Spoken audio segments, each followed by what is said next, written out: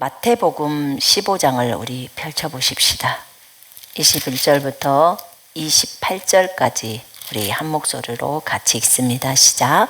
예수께서 거기서 나가사 두로와 시돈 지방으로 들어가시니 가나안 여자 하나가 그 지경에서 나와서 소리질러 이르되 주 다윗의 자손이여 나를 불쌍히 여기소서 내 딸이 흉악하게 귀신 들렸나이다 하되 예수는 한 말씀도 대답하지 아니하시니 제자들이 와서 청하여 말하되 그 여자가 우리 뒤에서 소리를 지르오니 그를 보내소서. 예수께서 대답하여 이르시되 나는 이스라엘 집에 잃어버린 양 외에는 다른 데로 보내심을 받지 아니하였노라 하시니 여자가 와서 예수께 절하며 이르되 주여 저를 도우소서. 대답하여 이르시되 자녀의 떡을 취하여 개들에게 던짐이 마땅하지 아니하니라. 여자가 이르되 주여 올소이다마는 개들도 제 주인의 상에서 떨어지는 부스러기를 먹나이다 하니 이에 예수께서 대답하여 이르시되 여자여 내 믿음이 크도다. 내 소원대로 되리라 하시니 그때로부터 그의 딸이 나으니라. 아멘. 이 여인, 가나안 여자라고 말했던 이 여인은 수로보니게 여인이에요. 그 마가복음 7장에 보시면 이 부분이 좀 나와 있습니다. 수로보니게 여인에 대해서. 이 여인이 자기 집에 자기 딸이 있는데 그 딸이 귀신에 들려 있어요. 그러니까는 마귀가 들려 있는 거죠. 그래서 이 여인이 그 여자는 헬라인이요 수로보니게 족속이라 자기 딸에게서 귀신 쫓아내주시기를 간구하거늘 이렇게 이제 마가복음에 또 나와 있어요. 이방 여인이죠. 이방 여인, 이스라엘 여인이 아니에요. 근데 자기 딸이 아파요. 자기 딸이 마귀에 들려서 너무나 고통을 당해요. 그때 이 여인이 예수님의 소문을 듣고 예수님이 그 두로 지방으로 오셨다는 소리를 듣고 이 여인이 그쪽으로 옵니다. 그래서 예수님을 만납니다. 이 여인이 자기 자녀를 살리고자 하는 그 간절함은 부모라면 또는 어머니라면 그 여인의 마음을 자식을 낳아보신 분이고 길러보신 분이라면 알 것입니다. 이 딸 하나만을 살리겠다고 자신의 모든 것을 걸고자 하는 이 마음으로 이 여인이 예수님께 나온 것입니다. 근데 예수께서 그런 말을 하시죠. 자녀로 먼저 배불리 먹게 할지니 자녀로 먼저 배불리 먹게 한다는 거예요. 여러분, 치유는 자녀가 누릴 특권입니다. 여러분은 하나님의 자녀이십니까? 하나님의 자녀는 치유를 받는 것이 마땅한 거예요. 왜냐하면 예수께서 그렇게 말합니다. 자녀로 먼저 배불리 먹게 할지니 자녀의 떡을 취하여 개들에게 던짐이 마땅치 아니하니라. 이렇게 딱 말씀합니다. 예수님이 조금 냉정하신 것 같다. 이 부분을 보니까 너무 냉정한 것 같다. 근데 그러지 않아요. 왜 그러냐면 예수님이 이렇게 말하죠. 나는 이스라엘 집에 잃어버린 양 외에는 다른 데로 보내심을 받지 아니하였노라. 지금 제가 마태복음 15장하고 마가복음 7장을 같이 보면서 얘기하고 있습니다. 나는 이스라엘 집에 잃어버린 양 외에는 다른 데로 보내심을 받지 아니하였노라. 주님은 보내심을 받고 일을 하시는데 아버지로부터 보내심을 받고 일하는데 하나님의 그 보내심에 대해서 철저하게 그 규칙을 지키면서 일을 하고 있는 거예요. 그러니까 나는 여기에 보내심을 받았고 이 일에 보내심을 받았기 때문에 이 일에 집중할 거야. 지금 이거예요. 다른 것에는 집중 안 할 거야. 예수님이 틀렸냐? 아니에요. 맞아요. 맞습니다. 그래서 예수님께서 자녀의 떡을 취하여 개들에게 던짐이 마땅하지 않도다라고 합니다.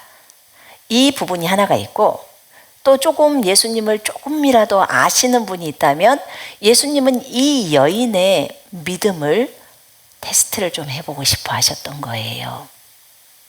왜냐하면 이 여인이 결국은 그 합격선에 들어가는 거거든요. 근데 이 여인이 막 와서 예수님 앞에 와가지고 거기에서 소리를 지릅니다. 이렇게 소리 지를까요?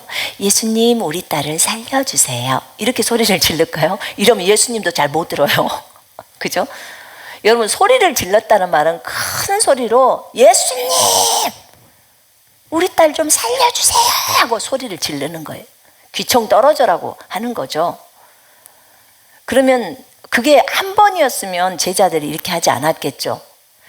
몇 차례 거쳐서 소리를 지르면서 말하니까 주 다윗의 자손이여, 나를 불쌍히 여기소서, 내 딸이 흉악하게 귀신 들렸나이다, 이렇게 소리를 지르는 거예요.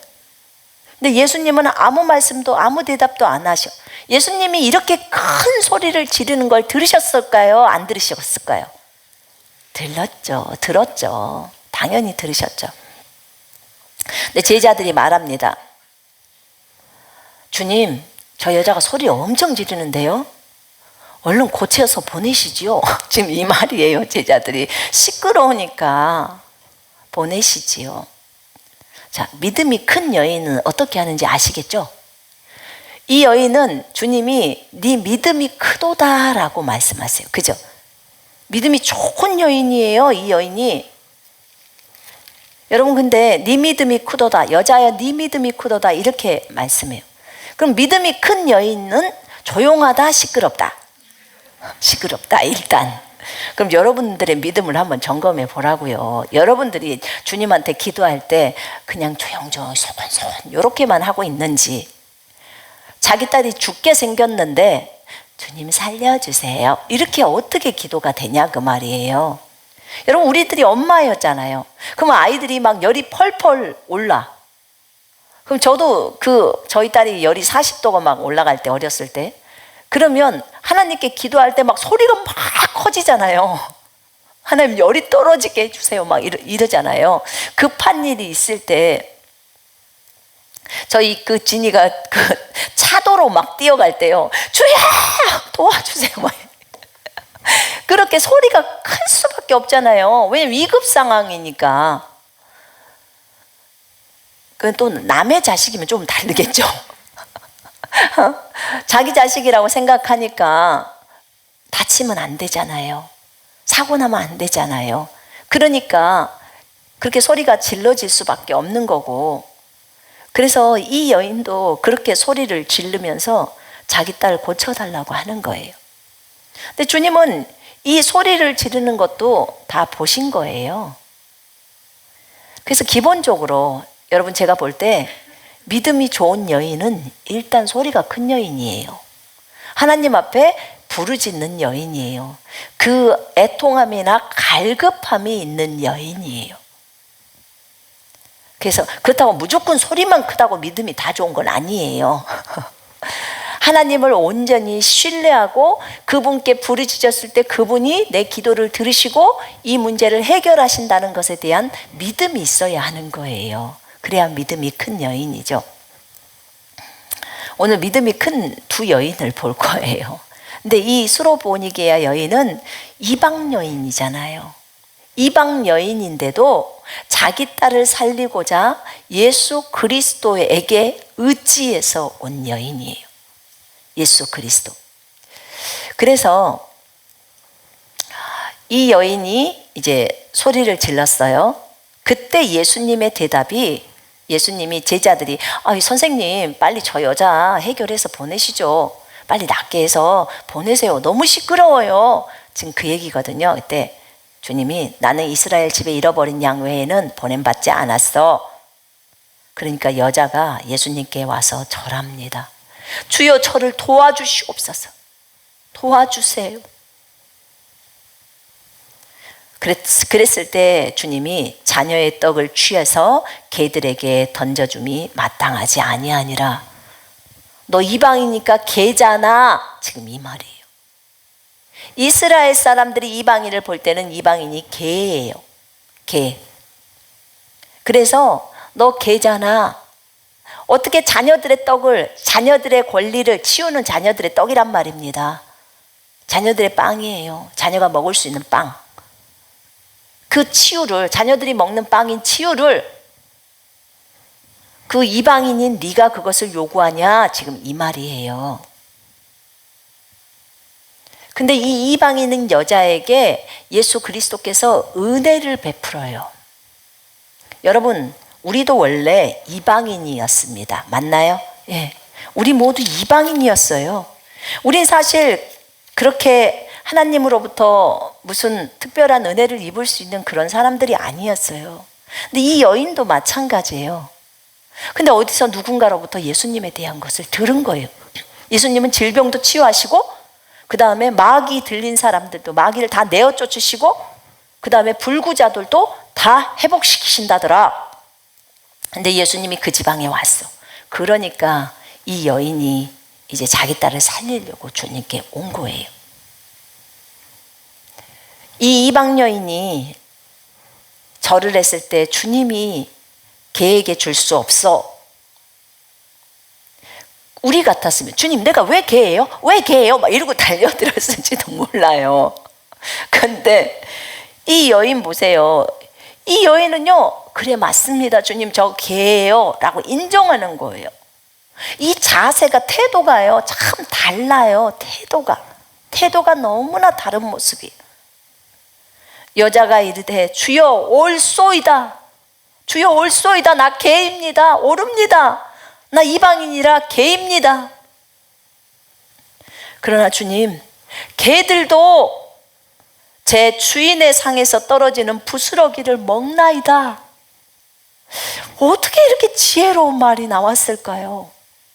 난 이 여인이 이렇게 말을 하는 걸 보면 정말 지혜로워요. 정말 놀랍도다. 어떻게 그렇게 지혜로울 수가?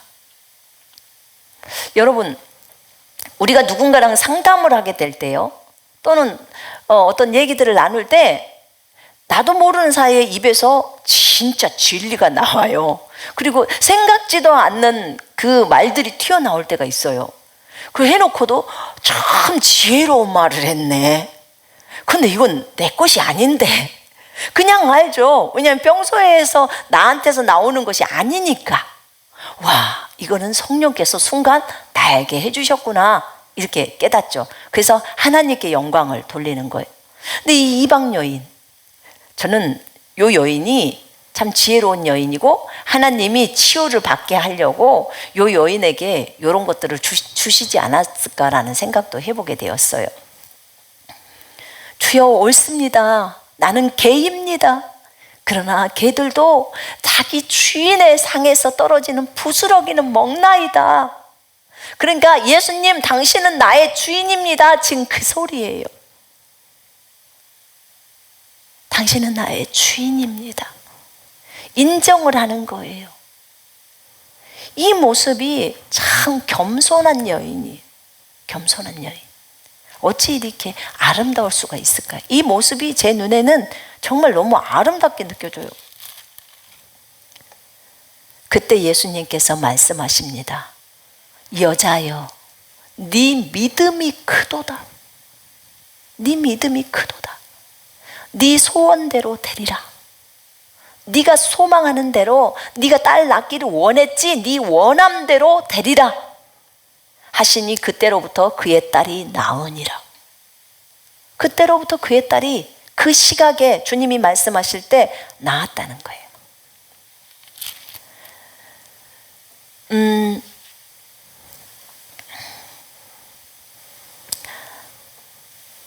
예수께서 이르시되 이 말을 하였으니 돌아가라. 귀신이 네 딸에게서 나갔느니라 하시매 여자가 집에 돌아가 본즉 아이가 침상에 누웠고 귀신이 나갔더라. 이렇게 마가복음 7장에는 얘기하고 있습니다. 이 여인이 예수의 소문을 듣고 와서 그 발 아래 엎드렸다고도 얘기해요. 그러면서 이 얘기를 합니다. 이 겸손한 여인, 자기 딸을 살리고자 자기한테 개라고 말해도 그것을 인정하는 여인. 이 여인의 끈질김이 사실은 우리가 배워야 할 것들이에요. 끈질김.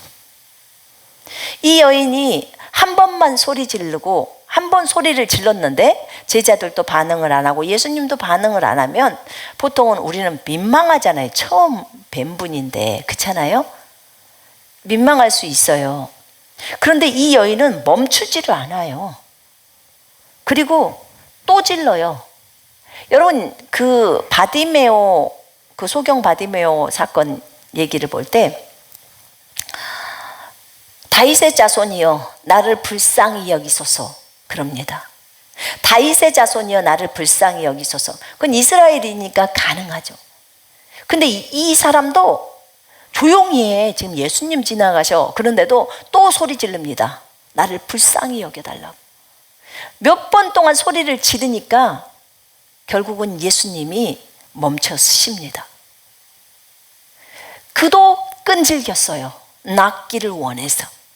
이 여인도 자기 딸을 낫게 하고자 끈질기게 예수님께 강청을 하는 거예요. 보통의 사람들은 자녀의 빵을 개에게 던져줄 수 없어. 그러면 어쩔 수 없네요 하고 가지만 그래도 좀 살려주지, 이렇게 할 수는 있어요. 근데 이 여자는 결코 뒤로 물러서질 않았어요. 맞습니다, 주님. 그러나 개들도 자기 주인의 상에서 떨어지는 부스러기는 얻어먹습니다. 그러니까 제가 그 부스러기인 치유를, 그것을 얻어먹겠습니다. 지금 그의 한 얘기예요. 굉장히 치유를 받고자 적극적입니까? 아니면 소극적입니까? 적극적이에요. 적극적. 제가 이번 주부터 치유에 대한 시리즈를 좀 계속 좀 해나가려고 그래요. 왜냐하면 주님께서 말씀을 하실 때 우리가 이제 그 대추수를 하게 되면 뭐 전 세계적으로 이렇게 동시다발적으로 많이 한다고 해요. 그런데 그때 보통 무엇을 사용하시냐면 치유를 가지고 추수를 하신다고 해요. 그러면 우리는 다른 사람에게 안수하고 할 수 있는 그런 어떤 도구로 하나님이 사용을 하시는 거죠. 그때 하나님이 보시는 것은 우리의 믿음이, 그냥 단순히 우리에게만 은사만 집어넣는 게 아니고요, 우리의 믿음을 보셔요. 그러면 우리가 치유를 받을 수 있도록, 오늘 오전에도 목사님 얘기했잖아요. 치유다, 부유다 했을 때 받을 수 있도록 그 위치로 가야 한다는 거예요. 그죠? 받을 수 있도록. 2000년 전에 이미 치유나 부유나 구원이나 다 예수님이 십자가에서 이루셨잖아요. 그리고 우리는 이루셨기 때문에 그 주신 권세와 능력을 우리가 받는 거죠. 그리고 받았어요. 받아가지고 이제 그것을 행동에다 옮기는 거예요. 그것만 하면 되는 거예요. 근데 올해는 대추수가 이제 시작되는 해예요. 피크는 뭐 내년, 내후년에 더 이렇게 가는 거죠. 근데 이 치유를 통해서 한 영혼들이 예수께로 돌아오는 것들을 많이 하신다고 했기 때문에 우리가 그런 도구가 되어야 해요. 그러려면 여러분들이 이제부터는 적극적인 사람들이 되어야 해요. 어떤 사람이요? 적극적인 사람. 누군가가 아플 때 진짜 그 사람을 낫게 하고자 하는 그 열망이 강하게 있어야 돼요. 그래야 그 사람을 치유의 도구로 주님이 사용하세요. 아픈 사람들에게 동정심을 베푸는 거 있잖아요. 그런 사람을 하나님이 치유자로 사용하기를 원하세요. 여러분, 아픈 사람을 보면 불쌍히 여겨집니까? 어떠신가요? 한 번도 안 아파본 사람은 불쌍히 안 여겨져요. 근데 자기가 몸이 아파본 사람은 과부가 과부의 심정을 안다고 진짜 불쌍히 여겨져요. 한 번이라도 몸 아파보신 분 손 한번 들어봐요. 조금 아파보신 분 말고요. 그냥 단순히 감기나 몇 번 걸려보고만 그런 분 말고 진짜 통증도 있어보고 한동안 많이 고생해보고 이런 분들은요, 그 고통이 얼마나 큰지, 질병에 대한 고통이 얼마나 큰지 그것을 알아요. 본인이 경험을 했기 때문에. 그래서 아픈 사람이 왔을 때 그를 진짜 꼭 그가 꼭 나음을 얻고 돌아갔으면 좋겠다, 이런 강한 열망이 있어요. 적극적인 마음이죠. 그래서 하나님이 아픈 경험이 있는 사람들을 치유자로 쓰는 이유가, 대부분이 치유자들이 다 아픈 경험이 있는 사람들이 치유자로 써요. 그냥 그 마음 안에는 기본적으로 그들을 불쌍히 여기는 예수님의 마음이 있거든요. 동정심이죠. 병자를 불쌍히 여기는 그 마음. 그래서 이 수로보니게 여인이 이방 여인이었음에도 불구하고 치유를 얻어냅니다. 적극적으로 나아갔기 때문에. 이 여인은 끈질긴 믿음을 갖고 있었던 여인이에요. 끈질긴 믿음이에요. 어떻게 이 여인이, 이 이방 여인이 예수님께 와서 말할 때, 여기서 여자가 말합니다. 다윗의 자손이여, 나를 불쌍히 여기소서, 내 딸이 흉악하게 귀신 들렸나이다. 예수님이 다윗의 자손인지를 어떻게 알았을까? 분명히 누군가로부터 들었겠죠? 그분은 다윗의 자손이야, 오실 메시아야 하는 걸 들었겠죠. 아, 그렇구나. 그럼 그분은 왕이시기 때문에 치유를 하시겠구나. 분명히 누군가로부터 들었을 거예요. 그분은 많은 사람들을 치유하는 것에 대한 것을 들었단 말입니다. 그러니까 믿음이 들어갔겠죠. 그분에 대한 신뢰가 쌓였겠죠. 그리고 이제 그분을 만났을 때 다윗의 자손이요 라고 딱 말합니다. 여러분, 우리가 주님으로부터 치유를 받을 때요, 주님은 되게 자신을 칭찬하는 것을 기뻐하세요. 하나님 아버지께서는. 우리가 하나님은 거룩하시고 존귀하시며 영화로우시고 이렇게 하나님을 칭찬하는 걸 굉장히 기뻐하세요. 근데 이 여인도 현명한 여인이에요. 그러니까 다윗의 자손이요, 당신은 오실 메시아입니다. 다윗의 왕위에, 사무엘 하 7장인가에 그 약속되어 있는 그 다윗의 보좌에 영원히 앉게 될 왕 그리스도, 그것에 대해서 주님 앞에 상기를 딱 시켜드리는 거예요. 다윗의 자손이여, 나를 불쌍히 여기소서. 이방 여인의 입에서 이런 소리가 나와요. 그럼 이 여인은 정말로 그 사람들로부터 소문을 들어서 그분을 알았겠죠. 또 다윗의 자손이 나중에 온다는 그런 것도 들을 수도 있겠죠. 제가 룻기를 읽다가도 룻을 보면서 참 신기했어요. 모압 여인이 어머니의 하나님이 나의 하나님이 되고 어머니의 백성이 나의 백성이 된다는 이런 믿음의 고백을 한 거거든요. 믿음의 고백을 했는데, 난 너무 그 구절이 감동이 되는 거예요. 이 모압 여인이 이방 여인인데 어떻게 어머니의 하나님이 나의 하나님이 되고 어머니의 백성이 나의 백성이 된다는 그런 고백을 할 수 있을까? 그 여인이 하나님에 대해서 알까? 남편하고 결혼해서 어머니랑 같이 한 10년 가까이를 살면서 여호와에 대해서 안 들었을까요?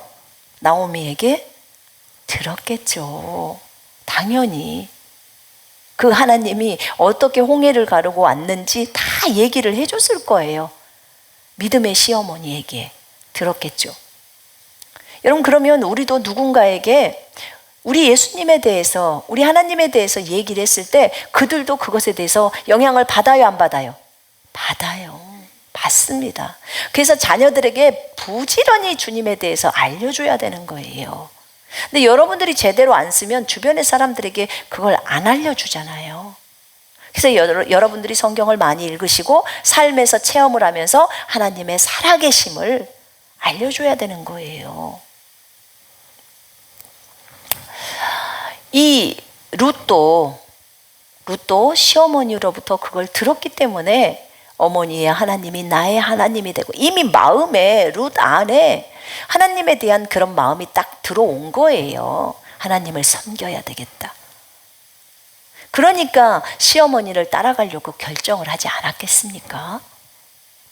그렇지 않으면은 자기 그 고향으로 가버리죠. 자기 신에게로. 그런데 그 신을 버리고 이제 시집 왔으니까 여호와를 섬겼겠죠. 여호와를 섬기니까 그러다 보니까 이제 하나님을 알아가지 않았을까 싶어요. 그리고 자기가 과부가 되었지만 어머니를 가서 봉양하겠다고 그 마음의 결단을 가지고 가잖아요. 여러분 생각해봐요. 며느리가 시어머니를 따라서 혼자서 산다는 게 그게 쉬워요? 어려워요? 며느리들은 말할 수 있잖아요. 며느리 해본 분들 대부분은 제 생각에는 아마 95% 이상은 어렵다고 나올걸요. 어려워요. 젊은 가부가 20대일 수 있거든요. 이 룻이. 그러면 29세나 8세나 뭐 이 정도가 늙은 시어머니를 모시고 평생 가부로 한번 산다고 생각해봐요. 그게 그렇게 쉬운 결단인가? 근데 룻이 그런 결단을 해요. 이 이방 여인이. 분명 하나님에 대해서 그동안에 많이 들었고 배웠고 그 다음에 혹시라도 그 하나님을 본인도 잘 섬기고 있었을지 몰라요. 그래서 그런 결단을 하지 않았을까요? 그리고 이방 여인이 자기의 모든 것을 다 버리고 이스라엘로 들어갔기 때문에 하나님께서 룻에게 그런 축복을 보아스를 만나는 그 귀한 축복을 줘서 예수님의 족보에 들어가게 하지 않았을까요? 여러분 그것은 정말 제가 볼 때는 너무나 아름다운 일이에요. 그러니까 한 여인이 하나님을 알지 않고서는 진행할 수 없는 거예요. 그런 것처럼 이 이방 여인도 이 수로보니게아 여인도 분명히 누군가로부터 들은 거예요. 들었고 그 다음에 그것을 마음에 새겼고 그 다음에 이제 자기 자녀가 아프기 때문에 그것을 적용했던 거예요. 그때 치유가 일어난 거예요. 참 끈질긴 믿음을 갖고 있었어요. 봐봐요. 룻도 보면 룻이 그 오르바는 자기 시어머니가 가거라 너희 그 고향으로 돌아가거라 했을 때 아니에요 어머니 했어. 가겠다. 그러니까 시어머니가 또 말하죠. 아니야 너희 가서 새로운 남편 만나서 그렇게 하거라. 그러니까 네 하고 오르바는 가요. 울면서 가요. 근데 룻은요 여기 또 끈질겨요. 끈질기는 거예요. 안 가겠다는 거예요. 이걸 제가 좀 표현을 하자면 꼭 불독 같아요. 불독.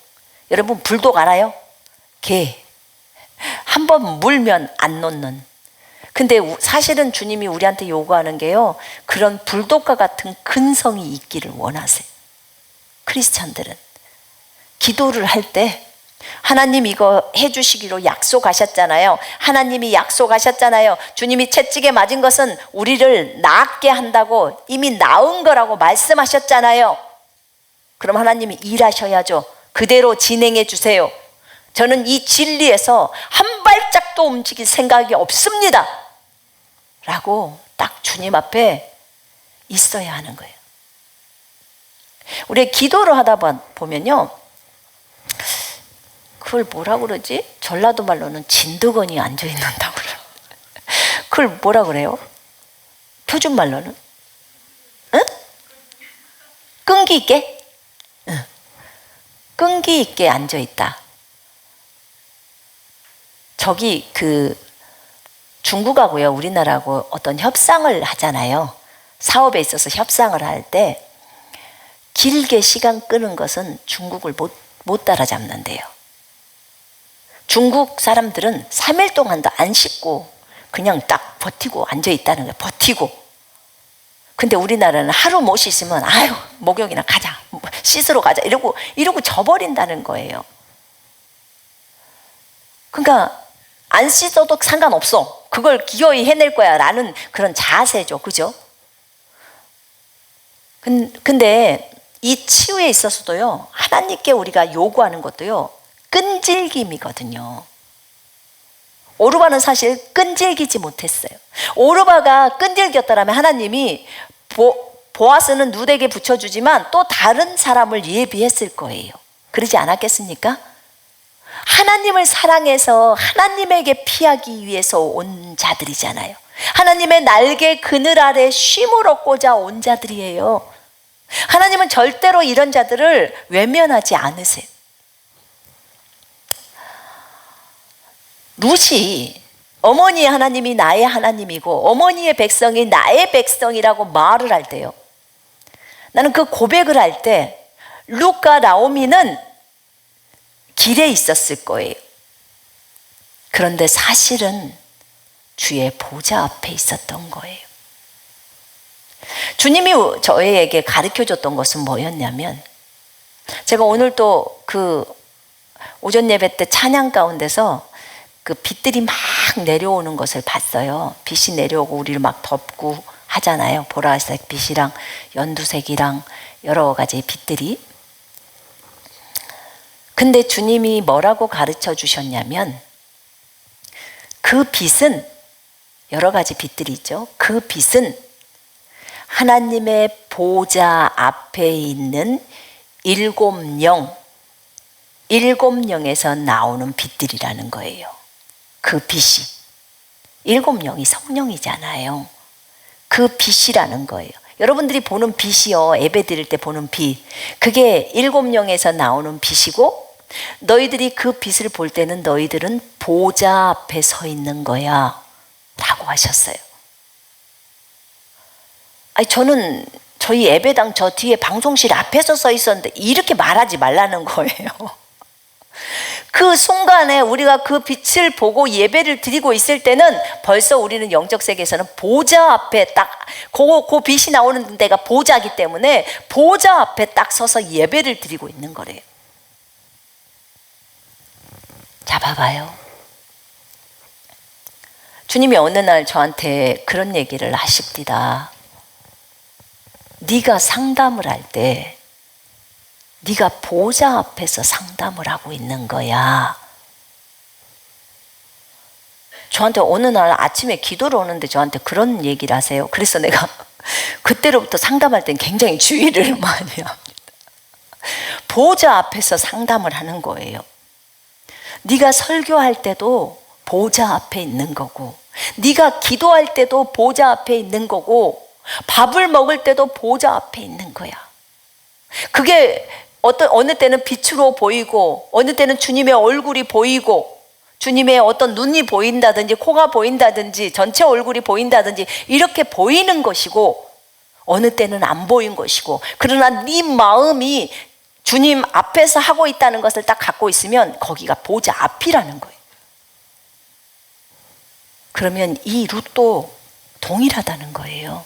주님이 저한테 알려준 게, 그들이 길에서 서로 얘기하지만 어머니의 하나님이 나의 하나님이고 어머니의 백성이 나의 백성입니다, 나는 하나님만을 따라가겠습니다 했을 때 보좌 앞에서 전부 우리들이요, 사실은 주님의 손바닥 앞에서 삶을 살아가고 있어요. 그 개념을 우리가 생각을 못하고 살아가는 거예요. 눈에 안 보이니까.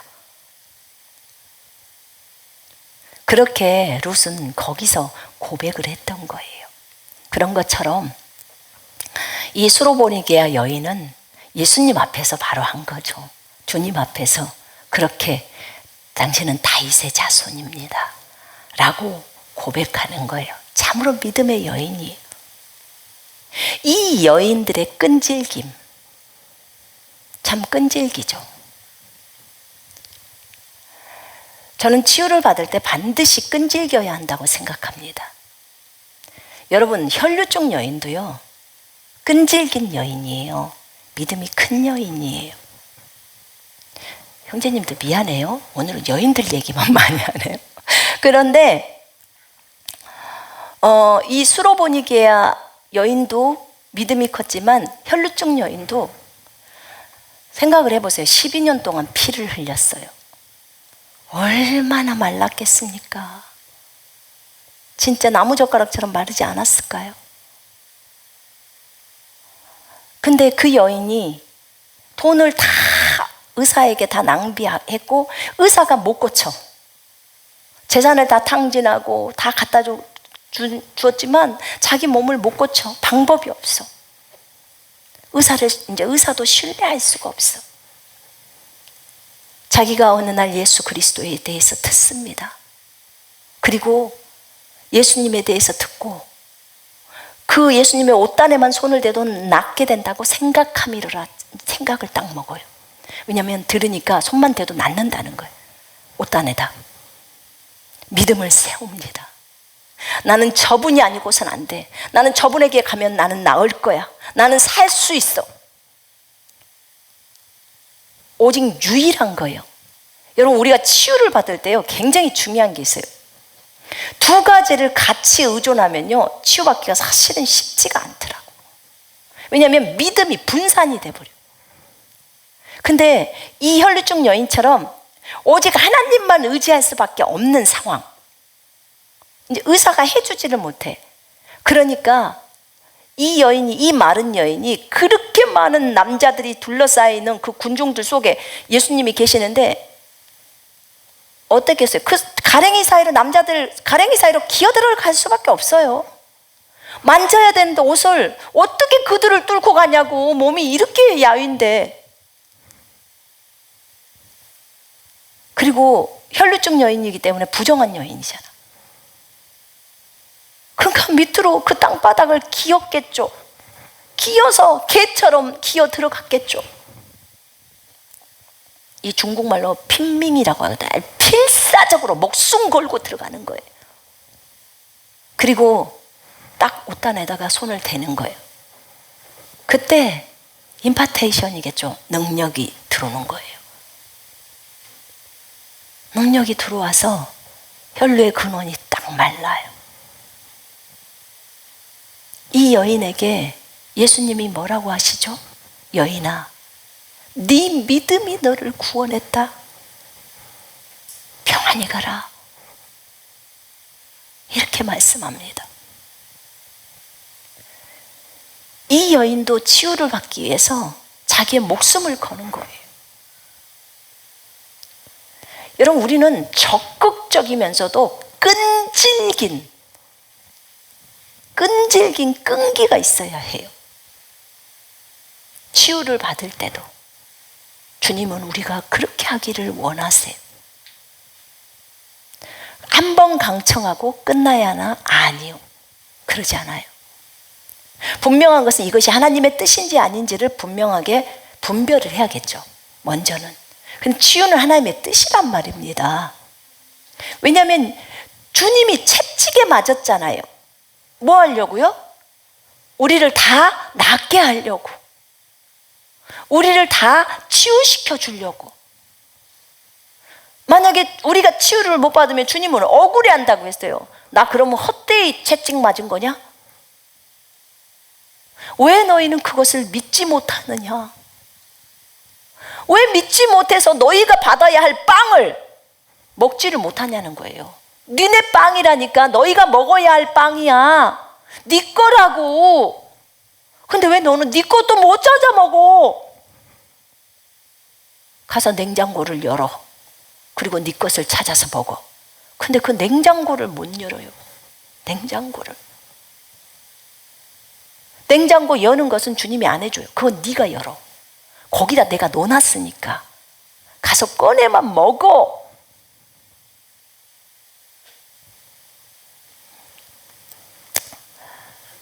그 누가복음 18장에 보면요, 여러분, 누가복음 18장에 보면 한 여인이 나와요. 거기도 여인이 나오는데 그 여인은 원수가 있었나 봐요. 원수가. 주님이 항상 기도하고 낙심하지 말아야 해. 그것을 말씀을 해주실 때 한 도시에 하나님을 두려워하지 않고 사람을 무시하는 한 재판관이 있었어요. 하나님을 두려워하지 않고 사람을 무시하는 재판관. 그런데 그 도시에 한 과부가 있어요. 근데 그 과부가 그 재판관에게 자주 가요. 자주 가서 내 원수에 대한 나의 원한을 풀어주소서 이렇게 하면서 외치는 거예요. 근데 그것에 대해서 콧방귀도 안 켜요, 이 재판관이. 그런데 어느 한 날 이 사람이 결정을 내려요. 뭘 결정을 내리냐? 내가 하나님도 두려워하지 않고 내가 사람도 무시하지만 이 가부가 날마다 와가지고 나를 이렇게 번거롭게 하고 괴롭힌다 이거예요. 원수 갚아달라고. 그러니까 내가 원한을 풀어줘야겠다. 징그러워서라도 더 이상 못 오게 빨리 좀 이거 풀어주고 끝을 내야지. 안 그러면 이 여자 날마다 와서 나를 너무 많이 괴롭힐 여자다. 이렇게 딱 판단을 내립니다. 그러면서 예수님이 말한 게 이 불의한 재판관을 봐라. 불의한 재판관이에요, 이 사람이. 그런데 이 재판관도 자기한테 와서 계속 원수를 갚아달라고 이렇게 와서 강청하는 저 여자의 그 소리를 풀어준다는 거야. 하물며 하나님께서 그 밤낮 부르짖는 택하신 자들, 우리들이죠. 우리들 그리스도인들 택하신 자들의 원한을 풀어주지 아니하시겠느냐? 그들에게 오래 참으시겠느냐? 들어주시지. 저한테 그랬다니까요. 탄원, 그 아합의 제사장들을 규탄해라. 아합의 제사장들을 규탄해라. 내 앞에 나와서 아합의 제사장들이 이거 잘못했습니다. 저들을 어떻게 하셔야 합니다. 하면서 규탄을 하라는 거예요. 저들의 잘못을 지적하면서 하나님 앞에 나와가지고 얘기를 하라는 거예요. 그 아합의 제사장들, 그 악한 제사장들. 지금 현 시대 아합의 제사장들이 많죠. 바알을 섬기는, 하나님이 아닌 음란함을 섬기고 그런 우상 숭배의 제사장들이 많죠. 그러니까 이런 사람들을 규탄하라는 거예요. 규탄이 뭐예요? 하나님이 이렇게 하셔야 합니다. 하나님 예후가 나타나서 이세벨을 다 죽여야 합니다. 하나님이여 부패를 다 막아주셔야 합니다. 아버지, 저들의 저 악함이 더 드러나야 합니다. 하나님, 저들을 저대로 가만두지 마시옵소서. 정의와 공의를 실행하시는 하나님이시오. 얘기를 하라는 거예요. 그러면 주님이 그 밤낮 부르짖는 택하신 자들의 원한을 풀어주지 아니하시겠느냐? 그들에게 오래 참으시겠느냐? 오래만 참고 있겠냐? 내가 빨리 해주지 라고 말하는 거예요. 내가 너희에게 이르노니 속히 그 원한을 풀어주시리라. 그러나 인자가 올 때 세상에서 믿음을 보겠느냐 하시더라. 기도가 올라오라는 거예요. 기도를 올려라. 저들에 대해서 기도를 올려라.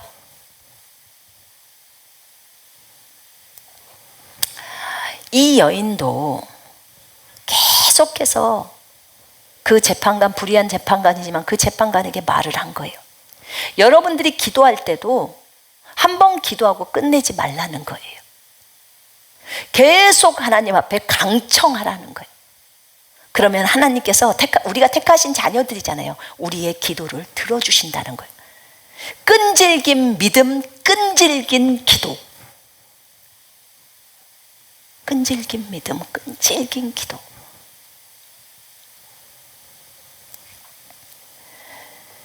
여러분,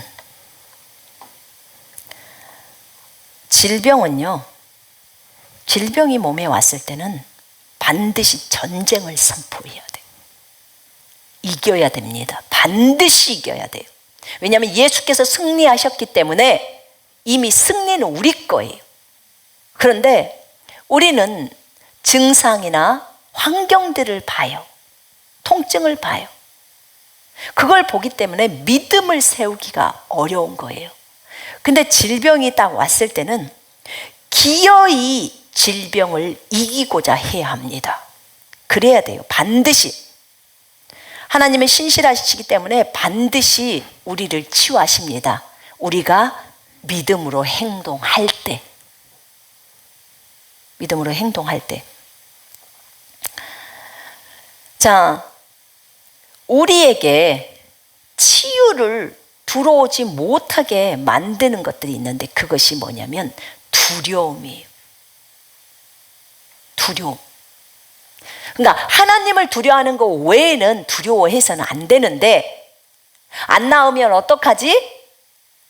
하는 그거 있잖아요. 벌써 의심이나 불신이 먼저 딱 치고 들어오면서 두려움이 들어오는 거예요.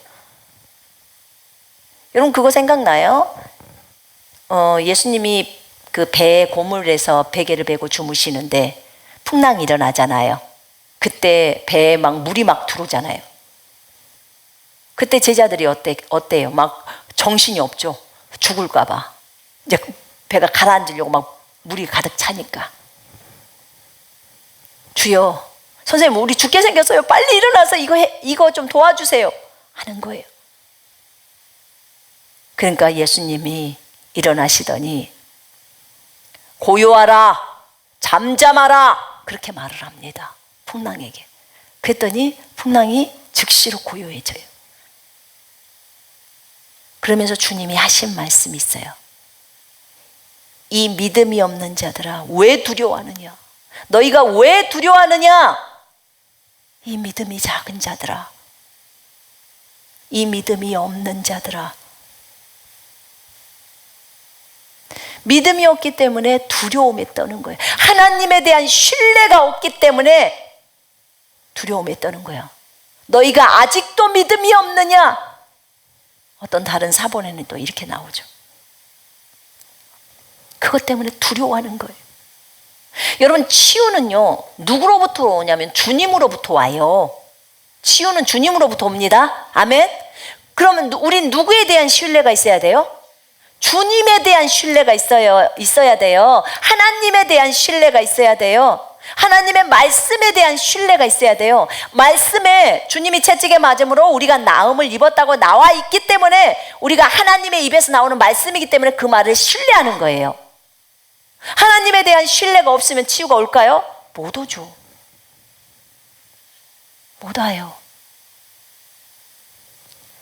여러분, 그래서 이 두려움이요. 두려움은 의심이나 불신이 있을 때 두려움이 온다고 말했어요. 근데 이 두려움을 거절해야 돼요. 하나님이 우리에게 주신 것은 두려워하는 영이 아니라 능력과 사랑과 건전한 생각의 영이라고 했습니다. 아멘. 여러분 치유에 대한 메시지는요 100번을 들어도 충분하지 않아요. 부족해요. 더 많이 들어야 돼요. 많은 사람들을 도와야 해요. 여러분 말씀이 많이 들어가면 들어갈수록 내 믿음은 세질 수밖에 없어요. 여러분이 많은 치유의 메시지를 들었다 그러면 치유 방면에서 그쪽에서는 점점 믿음이 세지는 거예요. 왜냐하면 말씀을 많이 그쪽 방면으로 먹였기 때문에. 물론 골고루 먹어야죠. 골고루 먹어야 되지만 내 몸이 아플 때는 치유에 관계되는 말씀을 많이 먹어야 돼요. 많이 먹어야 돼요. 그래야 하나님에 대한 신뢰가 생겨요. 여러분 하나님에 대한 신뢰는 언제 생기냐면 하나님과 교제할 때 기도하면서 주님과 서로 교통하잖아요. 기도로 교통하고 그 다음에 말씀을 보면서 주님이 이렇게 하셨구나, 나는 이거 다 받아들일 거야 라는 자세를 가지고 성경을 읽을 때예요. 씨 뿌린 자의 비유에서 볼 때요 4개의 밭이 있잖아요. 그게 마음밭이에요. 근데 열매를 맺는다, 하나님의 신뢰를 쌓죠. 열매를 맺는 밭은 4번째 옥토밭이에요. 옥토밭. 첫 번째 길가밭은 말씀이 마음에서 깨달아지지 않으니까 마귀가 와서 말씀 갖고 가요.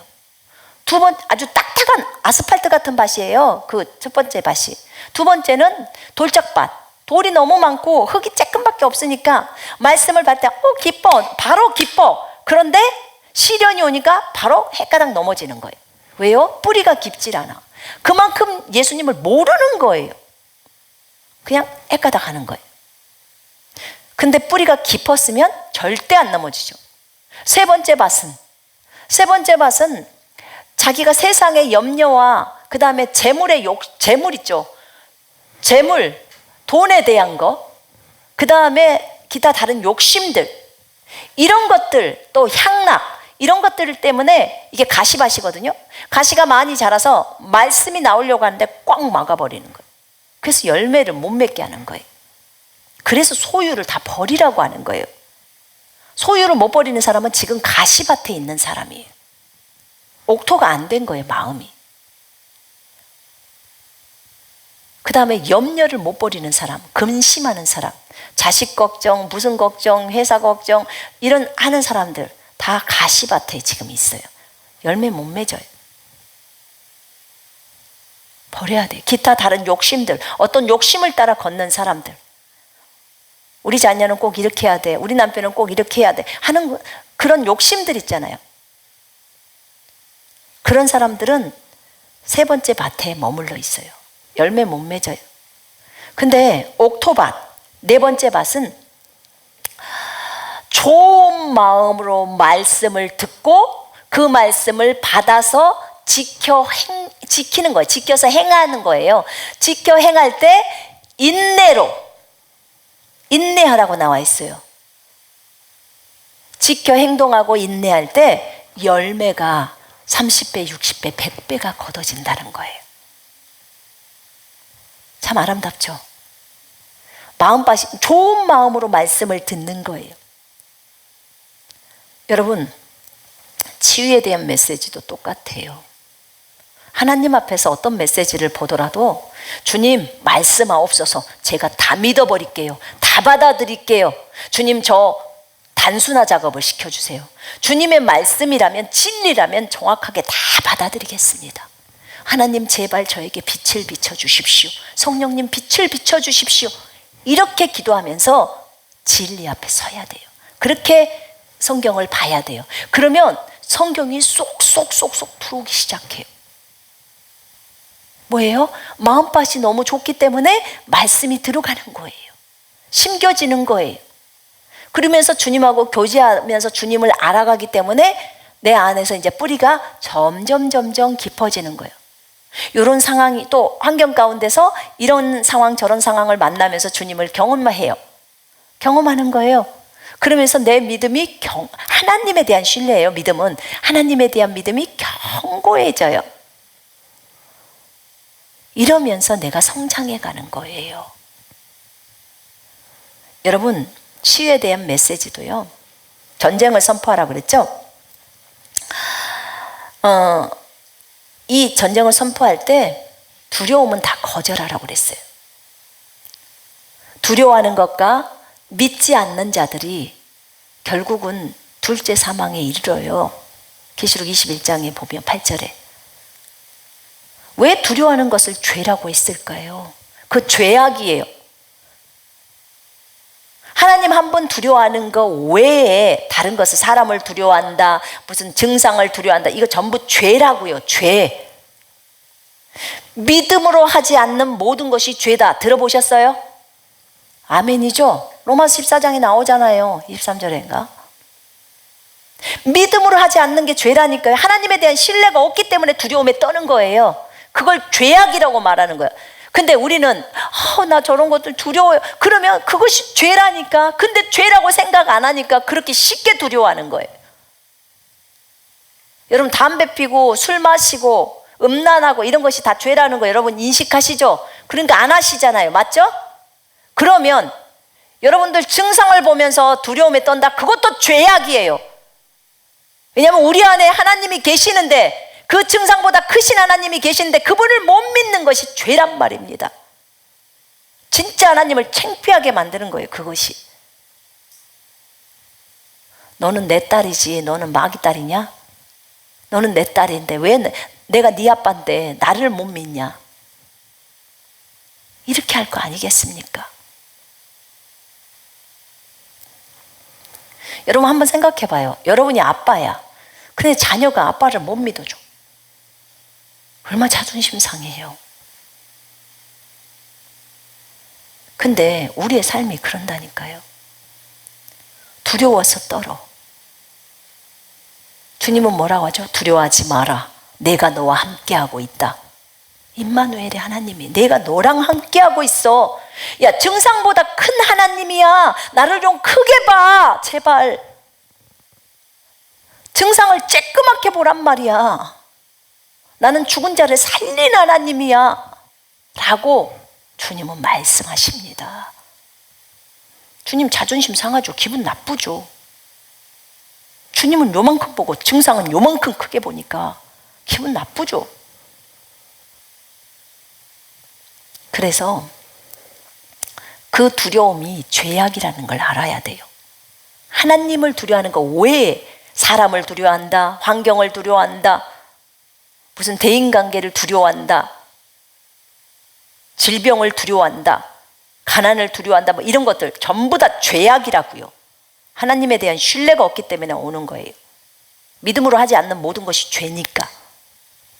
믿지 않는 것도 죄라고 하잖아요, 주님이.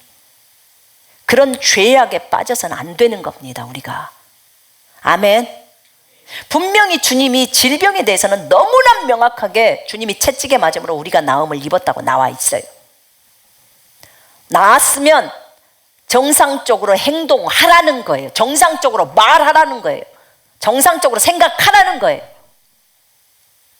주님은요, 우리가 자꾸 질병에 대해서 생각하는 걸 원하지 않아요.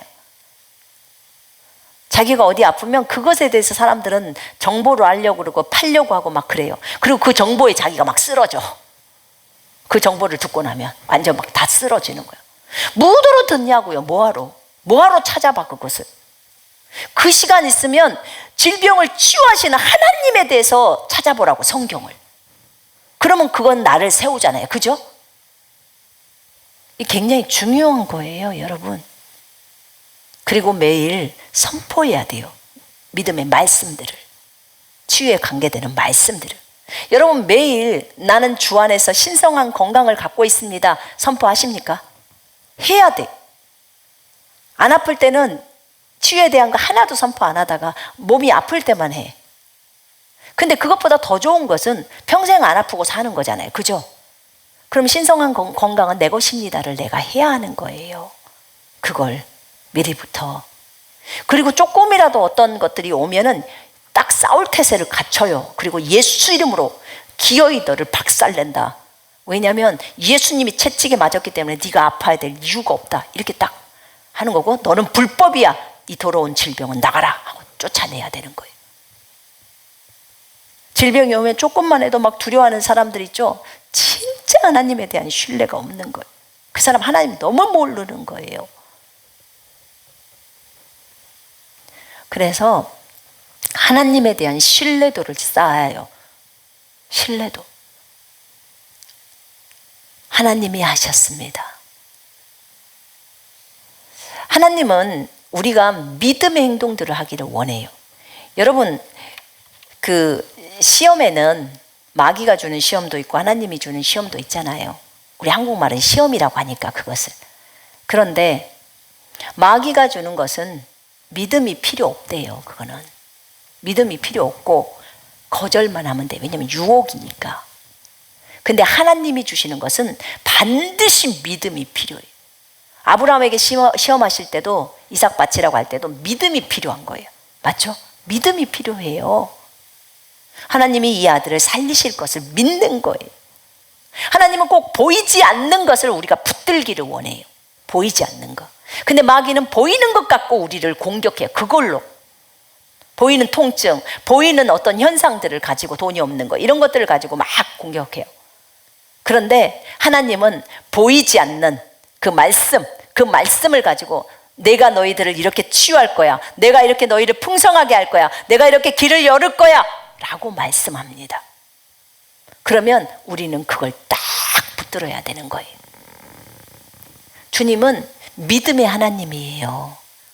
우리에게 그걸 요구하십니다.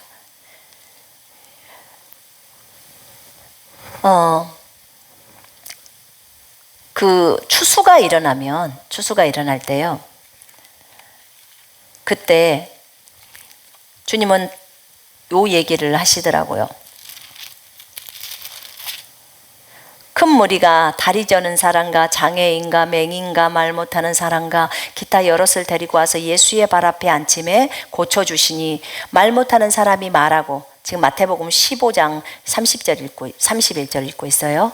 말 못하는 사람이 말하고 장애인이 온전히 되고 다리 저는 사람이 걸으며 맹인이 보는 것을 무리가 보고 놀랍게 여겨 이스라엘의 하나님께 영광을 돌리더라.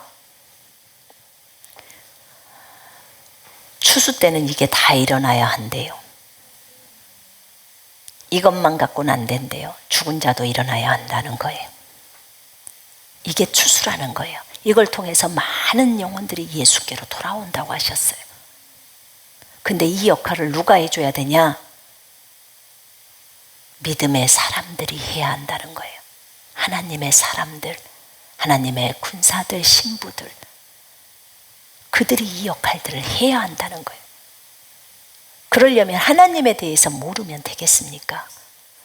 여러분들 끈질기게 주님 앞에 좀 앉으세요. 주님 앞에 앉아서 기도하세요. 그리고 모르면 묻고 주님 앞에 앉아서 성경을 읽어요. 그러면서 주님께 가르쳐달라고 구하시고, 그 다음에 또 은사와 능력도 구하라고 하셨어요. 성품 훈련도 해라고 하셨어요. 날마다 자기를 부인하고 십자가 지는 삶을 끝까지 살아야 한대요.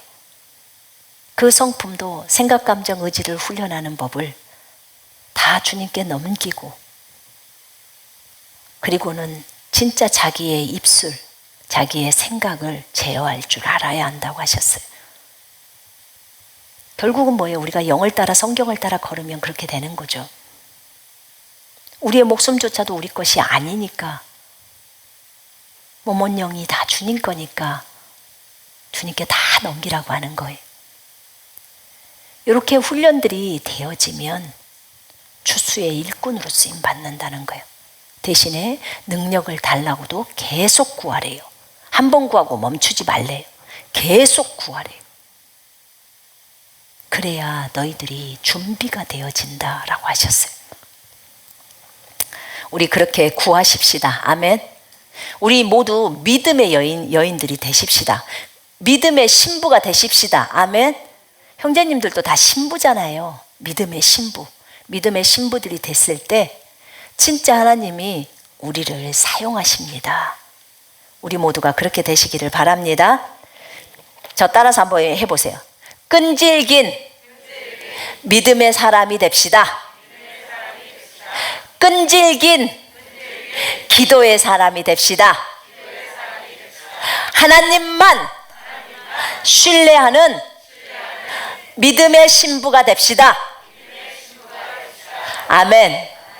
제가 기도합니다.